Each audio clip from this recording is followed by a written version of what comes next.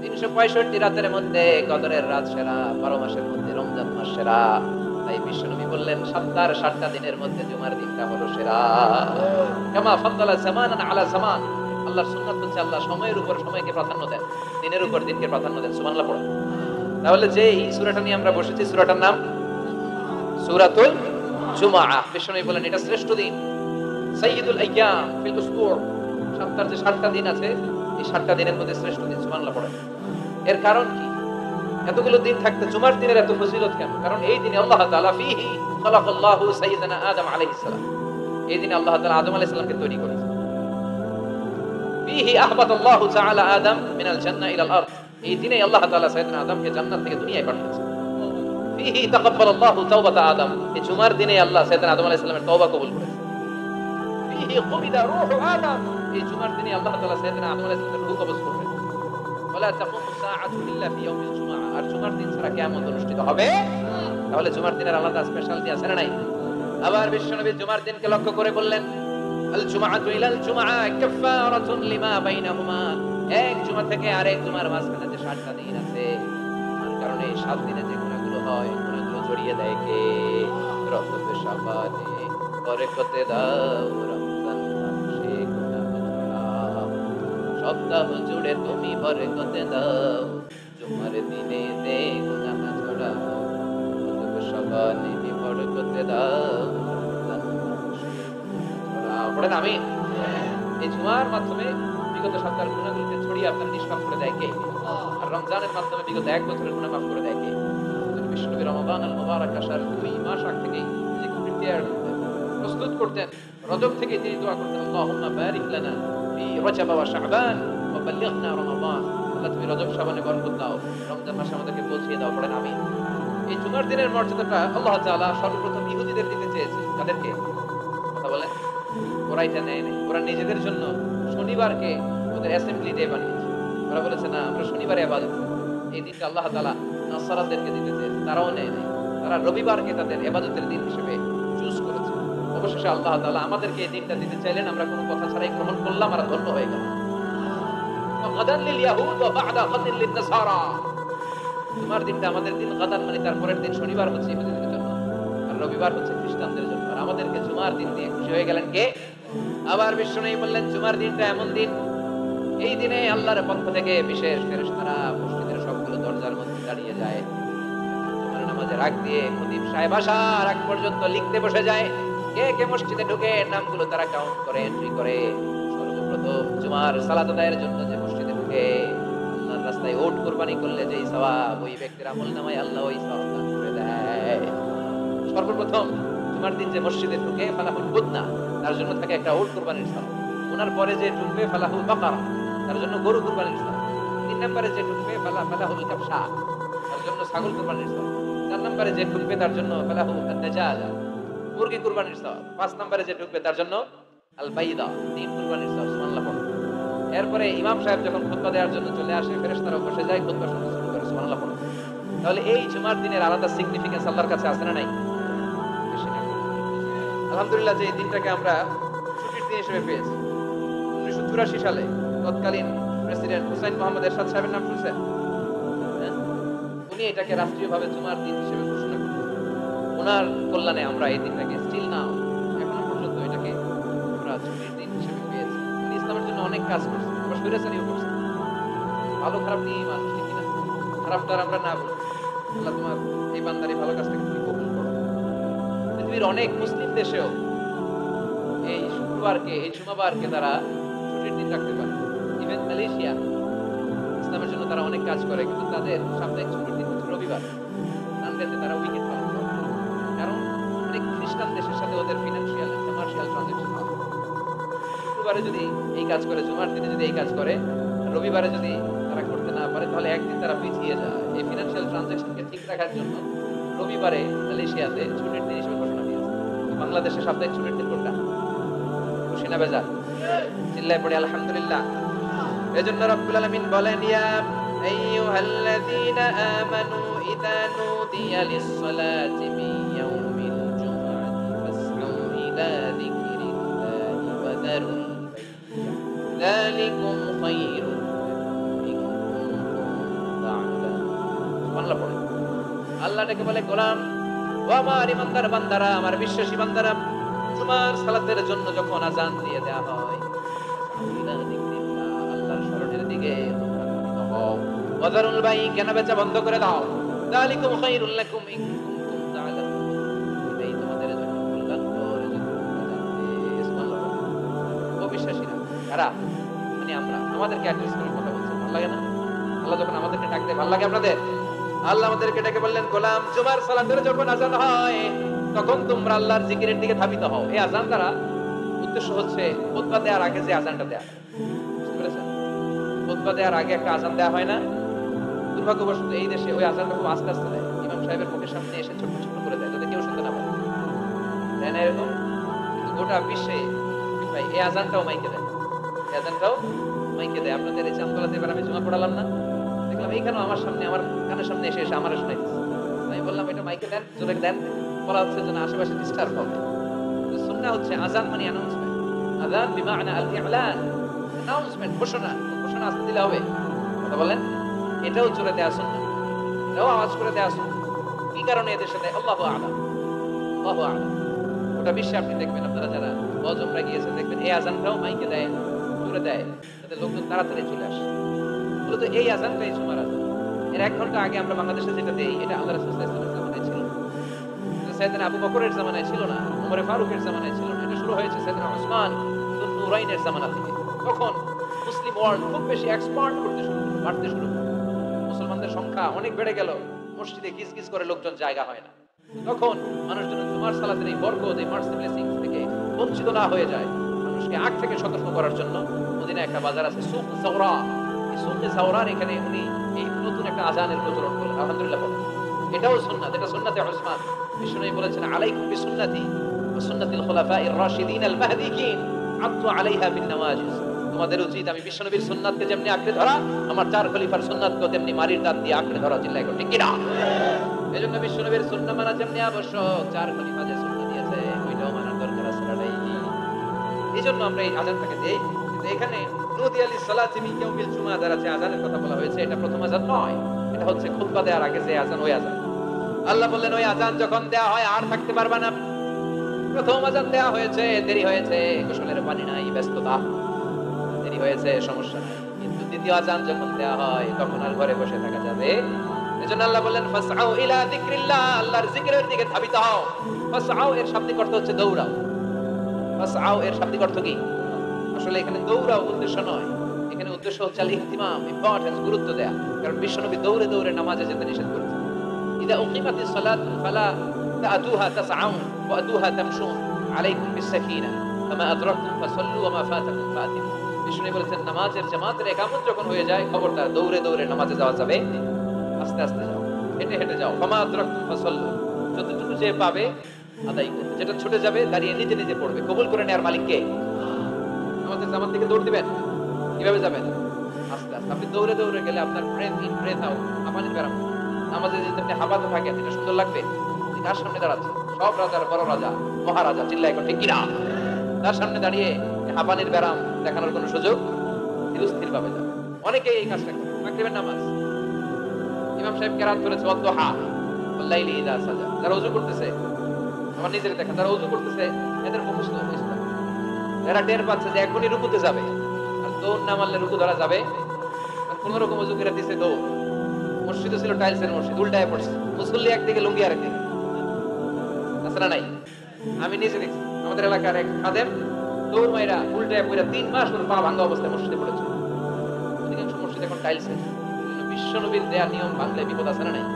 বিশ্বনবীর সুন্নাহ আছে, যেখানে বারাকা আছে। এজন্য জামাত যদি শুরু হয়ে যায়, দৌড় দিবেন কারা কারা? হাত তুলেন। তুলবেন? কেউ তুলবেন না? আচ্ছা, তার মানে জামাত শুরু হয়ে গেলে দৌড়ে দৌড়ে জামাতে যে শরীক হওয়া যাবে, আস্তে আস্তে যা পাবেন পড়বেন, বাকিটা আদায় করে নেবেন। কবুল করে নিবে কে? এজন্য আল্লাহ বললেন ফাসআউ ইলা যিকরিল্লাহ, যখন জুমার সালাতের আযান হয় আল্লাহর স্মরণের দিকে ধাবিত হও। যিকরিল্লাহ, এখানে যিকরুল্লাহ তার উদ্দেশ্য হচ্ছে খুতবাতাইন, জুমার 2 খুতবা। ফাসআউ ইলাল খুতবাতাইন, খুতবা শোনার জন্য তাড়াতাড়ি মসজিদে তোমরা ধাবিত হও। জুমার এই খুতবা শোনা কিন্তু ওয়াজিব, জানেন আপনারা? জানেন না? এই খুতবা শোনা ওয়াজিব, জুমার খুতবা আপনাকে শুনতেই হবে। যিকরুল্লাহর অনেক অর্থ। জিকির মানে শুধু লা ইলাহা ইল্লাল্লাহ নয়, জিকির মানে সালাত, জিকির মানে কি? ভিতরের ভাইরা বুঝতেছেন? মনোযোগ আছে না গেছে? কষ্ট হচ্ছে আপনাদের? তাকবীর দেয়া যাবে? জোরে না আসতে? দেখি কত জোর। লিল্লাহি তাকবীর। এই আপনাদের জোর। হ্যাঁ? এসে পারবে না ভলিউম? বাড়ানো যাবে? লিল্লাহি তাকবীর। লিল্লাহি তাকবীর। লিল্লাহি তাকবীর। জিকিরুল্লাহর অনেক অর্থ। জিকির মানে সালাত। প্রতিদিন যে 5 ওয়াক্ত সালাত আপনি আদায় করছেন এটার অপর নাম কি? এজন্য রাব্বুল আলামিন বলেন ইন্নানি আনাল্লাহু লা ইলাহা ইল্লা আনা ফা'বুদনি ওয়া আকিমিস সালাতা লিযিকরি। নিশ্চয়ই আমি তোমার রব, আমার স্মরণে নামাজ কায়েম করো। এই নামাজটা হচ্ছে আল্লাহর জিকির। এরপরে যে আমরা কোরআন তেলাওয়াত করি এটাও কি? আল্লাহর জিকির। আবার বিশ্বনবী বললেন নবী আপনি ওয়াজ করেন, ওয়াজটাও জিকির। এই যে আমি ওয়াজ করতেছি আপনারা ওয়াজ শুনতেছেন, পুরো সময়টা জিকির। সুবহানাল্লাহ পড়েন। আল্লাহ বললেন নবী ফাযাক্কির ইন্নামা আনতা মুযাক্কির। নবী আপনি জিকির করেন, তার মানে আপনি ওয়াজ করেন। আপনার দায়িত্ব হচ্ছে নসিহত করা, উপদেশ দেয়া। লাস্তা আলাইহিম বিমুসাইতির। নবী গো আমি আপনারে দারোগা বানিয়ে পাঠাই নাই। নবী কি দারোগা? কথা বলেন। নবী কি জোর করে কাউরে মুসলমান বানাবে? ইসলামে জোরাজুরি আছে? লা ইকরাহা ফিদ্দিন। সুবহানাল্লাহ পড়েন। ইসলামে কোনো বাড়াবাড়ি, ইসলামের সৌন্দর্য দেখেই অমুসলিমরা কালিমা পড়ে মুসলমান হবে, ঠিক কিনা? এই যে নিউজিল্যান্ডে মারা গেছে কয়জন? হ্যাঁ, 50 জন মারা যাওয়ার পরে কালিমা পড়ছে কয়জন? হ্যাঁ, 350 জন। সুবহানাল্লাহ পড়বেন না? এই দিনকে বিজয় দান করবে কে? এই দিনকে হারিয়ে দেওয়া যায় না, এই দিনের আওয়াজকে স্তব্ধ করে দেওয়া যায় না। এই দিনের বৈশিষ্ট্য হচ্ছে চারা গাছের মতো, এটারে মাটিতে গেড়ে দিলে এটা ডালপালা সহ উপরের দিকে ওঠে। চিল্লায় এখন ঠিক কিনা? বিশ্বব্যাপী ইসলামের জয়গান। রিভার্টেড মুসলমানের সংখ্যা বাড়ছে এবং বাড়বে। ইসলামের এই গতি, এই অগ্রযাত্রা, এটাকে কেউ ঠেকায় রাখতে পারবে? ধারণা করা হচ্ছে অল্প কিছুদিনের ব্যবধানে ইউরোপ আমেরিকাতে মুসলমানদের সংখ্যা গরিষ্ঠ হয়ে যাবে। সুবহানাল্লাহ পড়ে। বাইনোকুলার দিয়ে খুঁজেও একজন মুসলিম খুঁজে পাওয়া যাবে। ইতিমধ্যেই তারা তাদের চার্চগুলো বিক্রি করতে শুরু করে। ওদের যে উপাসনালয়, গির্জা, আমার যত ফ্রেন্ড আমেরিকাতে আছে ওদের কাছে শুনেছি যতগুলো মসজিদে ওরা সালাত আদায় করে, এগুলো এর আগে ছিল ওদের গির্জা, ওদের চার্চ। এখন চার্চের ইমাম ছাড়া আর মুয়াজ্জিন ছাড়া কেউ থাকে না, সারা বছরে কেউ আসে না। পরে দেখলে চার্চ নাই খেয়ে লাভ নেই, এগুলো দেবে চা মুসলমানদের কাছে ওদের গির্জা বিক্রি করে দিচ্ছে আর মুসলমানরা এগুলোর মসজিদ বানায় নিচ্ছে। বিষ্ণু বললেন ইন্নাল্লাহা সাওয়ালিয়াল আরদা ফারাআইতু মাশারিকাহা ওয়া মাগারিবাহা। আল্লাহ তাআলা পৃথিবীটার এরকম ছোট মিনিয়েচার বানিয়ে আমাকে দেখি, আমিও ঘুরে পৃথিবীর ডানে বায়ে সামনে ছোটটারে দেখি। আল্লাহ বলেছেন নবী আপনি যতদূর দেখেছেন ঠিক ততদূর কালিমার বাণী আমি আল্লাহ পৌঁছে দেব। লা বাইতা ওয়ালা মাদার ইল্লা আদখালাহু আল্লাহু হাযা দ্বীন। বিষ্ণু বললেন পৃথিবীতে এমন কোনো ছনের ঘর থাকবে না, টিনের ঘর থাকবে না, দোতলা ঘর থাকবে না, বিল্ডিং থাকবে না, টাওয়ার থাকবে না, মরুভূমি আর জঙ্গল থাকবে না যেখানে লা ইলাহার বাণী উচ্চারিত হবে না। প্রতিটি আনাচে কানাচে এই শাহাদাত বাক্য, এই কালেমার বাণীকে পৌঁছে দিবে কে? We are proud of as a Muslim. আমরা ইসলাম ধর্ম গ্রহণ করার কারণে অহংকার বোধ করি, গর্ববোধ করি, আল্লাহ শুকরিয়া করি, ঠিক কিনা? সাইয়েদনা ওমর ফারুক বলতেন নাহনু কওমুন আ'আযানাল্লাহু বিল ইসলাম। আমরা তো এমন জাতি যে জাতিকে আল্লাহ তাআলা ইসলাম দিয়ে সম্মানিত করেছেন। ফাইন ইবতাগাইনাল ইজ্জাতা বিগাইরিহি আযাল্লানাল্লাহ। ইসলাম রেখে দিয়ে অন্য কোথাও যদি আমরা সম্মান খুঁজি আমাদেরকে অপদস্থ আর অপমানিত করবে কে? এজন্য ইসলাম আছে যেখানে আমরা আছে। এই জিকিরের অনেক অর্থ। তাহলে আমরা পেলাম জিকির মানে কোরআন, জিকির মানে সালাত, জিকির মানে ওয়াজ, আবার জিকির মানে লা ইলাহা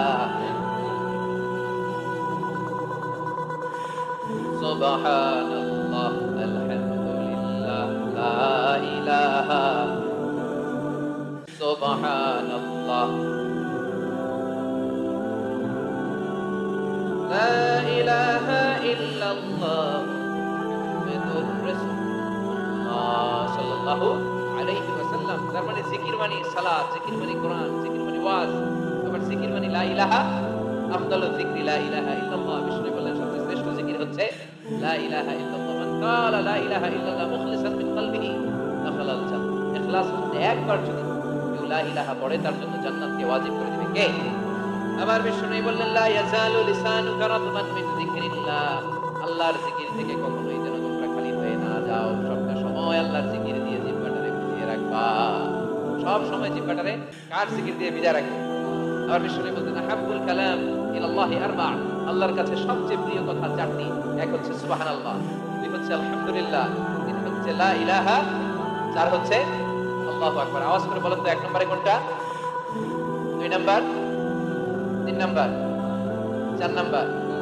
সবাই আওয়াজ করে বলেন 1 নাম্বার, 2 নাম্বার, 3 নাম্বার, 4 নাম্বার। আল্লাহ তোমার জিকির যেন বেশি বেশি করতে পারে, তুমি তৌফিক দাও। জিকির মানে সালাত, জিকির মানে কোরআন, জিকির মানে ওয়াজ, আবার জিকির মানে তোমার খুতবা। সুবহানাল্লাহ বলেন। এখানে জিকিরুল্লাহ দ্বারা উদ্দেশ্য হচ্ছে আল খুতবা চাইন ক্বাবলা আল জুমআহ। তোমার আগে যে দুই খুতবা আছে, এই দুই খুতবাকে জিকিরুল্লাহ বলে নামকরণ করেছে কে? এজন্য আল্লাহ ডেকে বললেন, গোলাম জুমার দিনে যখন আযান হয়, জুমার খুতবা শোনার জন্য তোমরা তাড়াতাড়ি যাও। ওয়াদারুল বাই, কেনা বেচা বন্ধ করে দাও। Shut down the supermarket, close the সুপারমল। দোকানের শাটার নামিয়ে দাও, ব্যবসা প্রতিষ্ঠান বন্ধ করে দাও, স্কুল কলেজ আদালত সব ক্লোজ করে দাও, ক্যাশ বক্সে তালা ঝুলিয়ে দাও। আদেশটা কার? তোমার চলাকালীন সময়ে খুতবার সময় কোনো দোকানপাট খোলা থাকতে পারবে? চিল্লায় বলেন পারবে? আল্লাহ বললেন, দেখা যায় অল্প সময় ব্যবসা নাই, এই অল্প সময়ের জন্য তোমার সাময়িক কিছু প্রফিট নাই, তো আসল প্রফিট করিয়ে দেওয়ার মালিককে। যালিকুম খায়রুল লাকুম তাআলা, এই তোমাদের জন্য কল্যাণকর যদি তোমরা বুঝো। কার কথা? যদিও 2 ঘন্টা সুপার শপ বন্ধ থাকবে, সামান্য কিছু সময় বেচা কিনা নাই, কিন্তু আপনার ব্যবসায় বরকত ঢুকায় দেওয়ার মালিককে। কেউ যেটা পারে না, পারে কে? এরপর আল্লাহ বললেন, ফাইদা কুদিয়াতিস সালাতু ফান্তাশিরু ফিল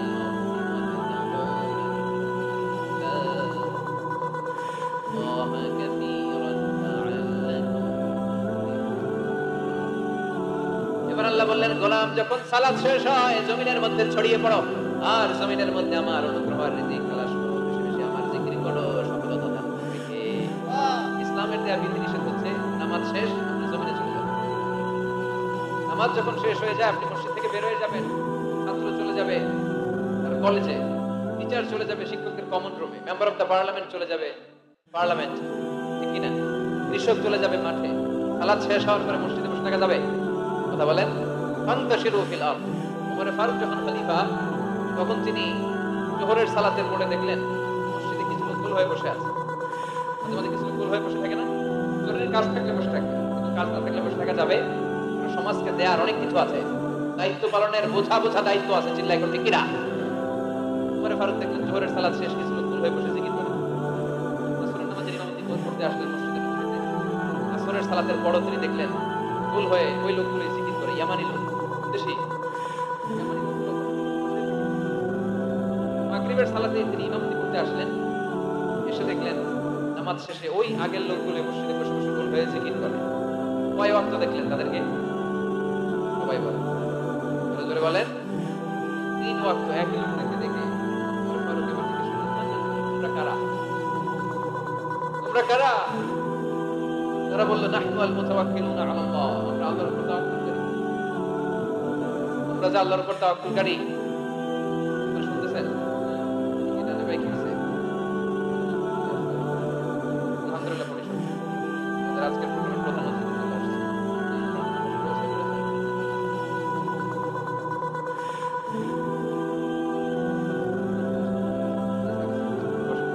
আওয়াজ করবেন না, কারো কোনো আওয়াজ নেই, ওনাকে বসায় দেন। 3 ওয়াক্ত যখন দেখতে পেলেন ওগুলো বসে বসে জিকির করে, ওমর ফারুক জিজ্ঞেস করলেন, মানে এদিকে তাকান, আমার দিকে তাকান, মানে আপনারা কারা? ওরা বলল, নাহনুল মুতাওয়াক্কিলুনা আলা আল্লাহ, আমরা আল্লাহর উপর তাওয়াক্কুল করি। আপনারা যে আল্লাহর উপর তাওয়াক্কুল করে বসে আছেন, আপনাদের খাওয়া দাওয়া আসে কোথা থেকে, খানা জোটে কোথা থেকে? এরা বলল, আমাদের জিকির আর বুজুর্গি দেখে আশেপাশের লোকজন আমাদেরকে খাবার দিয়েছে। ওমর ফারুক বললেন, আপনাদের জিকির আর বুজুর্গি দেখে যদি আশেপাশের লোকজন খাবার দিয়ে যায়, তাহলে তো আপনারা আল মুতাওয়াক্কিলুনা আলা আল্লাহ নন, আনতুমুল মুতাওয়াক্কিলুন বা'দুকুম আলা বা'দ। তোমরা একে অপরের উপর তাওয়াক্কুল করো। যারা খাবার দিয়ে যায় এদের উপর তাওয়াক্কুল, এরা বাটি না নিয়ে আসলে তোমাদের জিকির থাকবে না। কথা বলেন। ওমর ফারুক বললেন, এরপর থেকে যদি নামাজের পরে গোল হয়ে বসে থাকতে দেখি, পিটায় মসজিদ থেকে বের হয়ে যাও, বের করে দিলেন। এজন্য কোনো যুবক সালাত শেষে মসজিদে বসে থাকবে, সে তার কাজে যাবে। সমাজকে দেওয়ার মতো, এলাকাটাকে আলোকিত করার মতো, দায়িত্ব পালনের মতো অনেক বোঝা তার কাঁধের উপর আছে না নাই? এজন্য আল্লাহ বলেন, ফাইদা কুদিয়াতিস সালাতু ফান্তাশিরু ফিল আরদি ওয়াবতাগু মিন ফাদলিল্লাহ। যখন জামাতে সালাত আদায় করবে, আদায় শেষে তোমরা মসজিদ থেকে বের হয়ে যাও, মসজিদ থেকে বের হয়ে আল্লাহর রিজিক তালাশ করো। মিন ফাদলিল্লাহ, ফদল মানে রিজিক, ফদল মানে অনুগ্রহ। সম্মানিত সম্মানিত ভাইরা খেয়াল রাখবেন, মসজিদের বাইরে পাওয়া যায় ফদল, আর মসজিদের ভিতরে পাওয়া যায় রাহমা। মসজিদের বাইরে কি ফদল মানে রিজিক। এজন্য মসজিদ থেকে বের হওয়ার সময় আমরা কি করি? আল্লাহুম্মা ইন্নী আসআলুকা মিন, এই দেখেন এই কথাটা আল্লাহ বলেছে, মিন ফদল। মসজিদ থেকে বের হইলে ফদল পাওয়া যায়, মানে রিজিক পাওয়া যায়, আর মসজিদে পাওয়া যায় রাহমা। এজন্য মসজিদে ঢোকার সময় কি করি? আল্লাহুম্মা ইফতাহ লি আবওয়াবা। আমরা যখন মসজিদে ঢুকি আমরা বলি আল্লাহুম্মা ইফতাহ লি আবওয়াবা রাহমাতিক, আল্লাহ তোমার রহমতের যত দরজা আছে সব আমাদের জন্য খুলে দাও। আবার মসজিদ থেকে যখন বের হয়ে যাই আমরা বলি আল্লাহুম্মা ইন্নী আসআলুকা মিন ফাদলিক, আল্লাহ জামাতে নামাজ পড়লাম, তোমার দেয়া বিধান বাস্তবায়ন করলাম, সালাত আদায় করলাম। মসজিদ থেকে যখন বের হব রিজিক দিয়ে তুমি করে দাও। রিজিক কি মসজিদের ভিতরে না বাইরে? তাহলে নামাজ পড়ার পরে রিজিক তালাশ করতে যেতে হবে মসজিদের বাইরে, চিৎকার করে বলেন ঠিক কি না? এরপর আল্লাহ বললেন ওয়া ইযা রাআউ তিজারাতান আও লাহওয়ান ইনফাদ্দু ইলাইহা ওয়া তারাকুকা কাইমা কুল মা ইনদাল্লাহি খায়রুম মিনাল লাহwi ওয়া মিনাত তিজারা আল্লাহু খায়রুর রাযিকিন। ও নবী, ওরা যখন ব্যবসার কাফেলা দেখে আপনারে রেখে দিয়ে ওরা চলে যায়, ওদেরকে বলেন ওই ব্যবসার চেয়ে আল্লাহর দাম, আল্লাহর মর্যাদা সব চাইতে বেশি। আর কেউ তোমাদের দারিদ্রতা দূর করতে পারবে না, একজন ছাড়া। চিল্লায়া বলেন ঠিক কি? এই আয়াত নাযিলের একটা ব্যাকগ্রাউন্ড আছে, একটু মনোযোগ দিয়ে শুনতে হবে। মনোযোগ আছে? বিষ্ণু ঈসা ইসলাম যখন মদিনায় গেলেন তখন এই সূরাটা নাযিল হয়েছে। আমরা জানি এটা মাদানী সূরা। মদিনায় তখন দুর্ভিক্ষ, ঘরে খাবার নাই, মানুষের পেটে দানা পানি নাই, ওটের উলানে দুধ নাই, বাজারে জিনিসপত্রের চড়া দাম। কি করবেন? খুতবা এখনকার সময়ের মতো নামাজের আগে ছিল না, ঈদের নামাজের মতো নামাজের পরে ছিল। কখন ছিল? নামাজের পরে। জুমার নামাজ শেষ, সাহাবীরা বিশ্বনবীর খুতবা শুনছে মসজিদে নববীতে বসে বসে। In the mean time Kafela Medina শহরের মধ্যে ঢুকে গেল। কাফেলার দায়িত্বশীলরা তবলা বাজাতে শুরু করলো, ঘন্টা বাজাতে শুরু করলো। তখনকার সময়ে কোনো কাফেলা যখন পণ্য নিয়ে মালামাল নিয়ে কোনো শহরে ঢুকতো, ঢুকেই শহরের মাঝ বরাবর যেয়ে তারা তবলা আর ঘন্টা বাজিয়ে দিত, যাতে করে এলাকার লোকেরা বুঝে কাফেলার পণ্য এসেছে, যার যা লাগবে কিনা। বিশ্বনবী মসজিদে নববীর মিম্বারে দাঁড়িয়ে জুমার খুতবা দিচ্ছেন। সাহাবারা ওই কাফেলার ঘন্টা বাজানোর ধ্বনি শুনতে পেল, তবলা বাজানোর ধামধাম শব্দ শুনতে পেল, আর মনে মনে ভাবলো হায় হায়, বিশ্বনবীর জুমার খুতবা পুরোটাই শোনার জন্য যদি বসে থাকি, কাফেলার সব মালামাল বিক্রি হয়ে যাবে, সব বিক্রি হয়ে যাবে। আমরা কি কিনবো? এক কাজ করি, নামাজ তো শেষ। কি শেষ? কারণ তখন পর্যন্ত আগে হয়তো জুমার নামাজ, পরে হয়তো খুতবা, ঈদের স্টাইল। বুঝতে পেরেছেন? তাদের ইস্তেহাদ হলো নামাজ তো শেষ, খুতবাই না বাকি, চল এক কাম করে সবাই মিলে দেই দৌড়, কাফেলার ওইখানে যাই, যার যা পণ্য কিনার পণ্য কিনি, সবাই যদি কিনে ফেলে আমরা কিনবো কি? এই চিন্তা করতে করতে মসজিদের মধ্যে গুনগুনানি শুরু হলো। একজন, দুইজন, তিনজন, চারজন করতে করতে মসজিদে নববী থেকে সব সাহাবারা আসলেই দিল তো দৌড়াতে দৌড়াতে সব কাফেলার দিকে যেতে যেতে পুরো মসজিদ খালি। বিশ্বনবী কি করতেছেন? তোমার খুতবা দিচ্ছেন মিম্বারে দাঁড়িয়ে। যেতে যেতে তাফসীরে এসেছে 12 জন সাহাবা ছাড়া বাকি সব দৌড়। ওয়াতারাকুকা কাইমা, ও নবী তারা আপনাকে মিম্বারে দাঁড় করিয়ে রেখে তোমার খুতবা প্রদান করা অবস্থায় দাঁড় করিয়ে রেখে ওরা চলে যায়। এই দৃশ্যটা আরশের উপর থেকে আল্লাহ দেখে বরদাশত করতে পারে নাই, তাই ধমক দিয়ে এই সূরা জুমার আয়াত নাযিল করে দিয়েছে। বলেন সুবহানাল্লাহ। বিশ্বনবীকে জুমার খুতবা প্রদান করা অবস্থায় মিম্বারে দাঁড় করিয়ে রেখে যখন সাহাবারা চলে গেল, 12 জন সাহাবা প্রথম কাতারে বসা, আল্লাহ ডেকে বললেন ওয়া ইযা রাআউ তিজারাতান আও লাহওয়ান ইনফাদ্দু ইলাইহা, তারা যখন ব্যবসার কাফেলার আওয়াজ শুনে তারা কাফেলার দিকে দৌড় দেয়। ওয়া তারাকুকা কাইমা, আর আপনারে মিম্বারের উপর দাঁড় করিয়ে রাখে। কুল নবী আপনি বলে দেন মা ইনদাল্লাহি খায়রুম মিনাল লাহwi ওয়া মিনাত তিজারা, ও নবী বলে দেন ওই কাফেলার মধ্যে যা পাওয়া যাবে মসজিদে বসে খুতবা শুনলে তার চাইতেও বেশি বরকত পাওয়া যাবে। ওদেরকে বলে দেন আল্লাহর কাছে যা আছে ওইটা ওই কাফেলার পণ্যের চাইতে অনেক গুণ শ্রেষ্ঠ, অনেক গুণ দামি, অনেক বেশি বরকতময়। চিল্লায়া বলেন ঠিক কি না? কারণ আল্লাহু খায়রুর রাযিকিন, আল্লাহ হলো আসল রিজিক দাতা। দুনিয়ার বুকে কেউ কাউরে রিজিক দিতে পারে না, রিজিক দেওয়ার মালিক কে? আল্লাহ। আমাদেরকে খাদ্য দেয় কে? আমাদেরকে রিজিক দেয় কে? ওয়া তারাকুকা কাইমা, ও নবী আপনারে মিম্বারের মধ্যে দাঁড় করিয়ে রেখে ওরা চলে যায়, এটা আমি বরদাশত করলাম। আমি তাদেরকে ধমক দিয়ে আয়াত নাযিল করে দিলাম। ওদেরকে জানিয়ে দেন দুনিয়ার এই ভোগের সামগ্রী আর ব্যবসার পণ্য থেকে আল্লাহর কাছে যা আছে ওইটার দাম এর কোটি গুণ বেশি। চিৎকার করে বলেন ঠিক কিনা? এজন্য জুমার খুতবা শোনার দরকার আছে না নাই? বলে তো জুমার ফরজ কয় রাকাত আর জোহরের ফরজ তো একই টাইমের নামাজ। জোহরের সময় 4 রাকাত, জুমার সময় 2 রাকাত করা হলো কেন? কারণ এর আগে খুতবা আছে। বাংলা পড়ে কি ইসলাম, কি ব্যালেন্স, কি ভারসাম্যপূর্ণ। এই তো খুতবা আছে, এখানে সময় লাগবে। জোহরের 4 রাকাতকে জুমার ভিতরে 2 রাকাত করে দেওয়া হয়েছে। আল্লাহু আকবার।